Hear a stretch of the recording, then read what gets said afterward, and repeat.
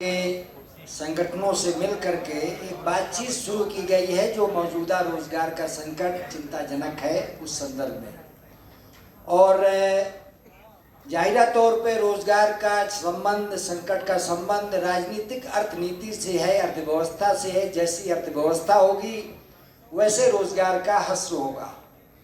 अर्थव्यवस्था अगर निजीकरण की होगी, आउटसोर्सिंग की होगी, अर्थव्यवस्था में अगर अंबानी अडानी के मुनाफे की नीतियां होंगी, किसान मजदूर गरीब आदमी के विरुद्ध होंगी, तो रोजगार के अवसर घटेंगे, व्यापार खत्म होगा। एक व्यापक चर्चा के बाद जिसमें राष्ट्रीय स्तर के संगठनों से भी, युवा संगठनों से बात की गई, प्रबुद्ध जनों से भी बात की गई, प्रतियोगी छात्रों से भी बात की गई।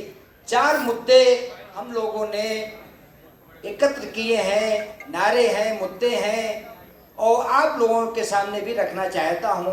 उसी अभियान के क्रम में हम लोग युवा मंच की तरफ से, उन संगठनों की तरफ से जो देश भर में अभियान चल रहा है, यहाँ पर आए हैं। वो 4 मुद्दे हैं कि बड़े जो पूंजी घराने हैं, जो सुपर रिच है, उनके ऊपर, उनकी संपत्ति पर समुचित टैक्स लगाया जाए। दूसरा मुद्दा है कि शिक्षा, स्वास्थ्य और रोजगार की गारंटी की जाए। तीसरा मुद्दा है देश में खाली पड़े पदों को भरा जाए। 25 लाख नहीं है, सार्वजनिक क्षेत्र में करीब 1 करोड़ पद खाली हैं।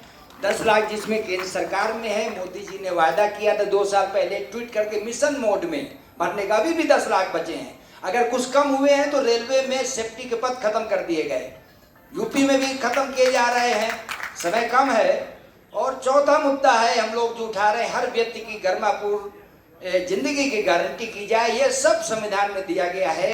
और महात्मा गांधी जब संविधान बन रहा था चाहते थे कि रोजगार को मौलिक अधिकार में शामिल किया जाए। उस समय परिस्थिति नहीं थी, लेकिन एक वेलफेयर स्टेट, एक कल्याणकारी राज्य की अवधारणा हमारे संविधान का एक अभिन्न हिस्सा है, सामाजिक न्याय का अभिन्न हिस्सा है।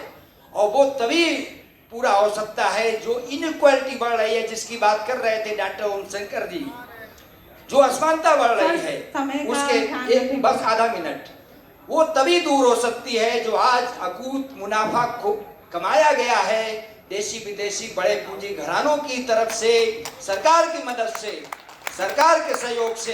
विशेष तौर पर मोदी सरकार जब से आई, बताना चाहूंगा 50,000 करोड़ की प्रॉपर्टी थी अडानी साहब की, 14 लाख करोड़ तक कैसे पहुंच गई। किसान तबाह है, व्यापारी तबाह है, युवा बेरोजगार है। IIT जैसे प्रतिष्ठित संस्थान में 38% बेरोजगार युवा रह गए।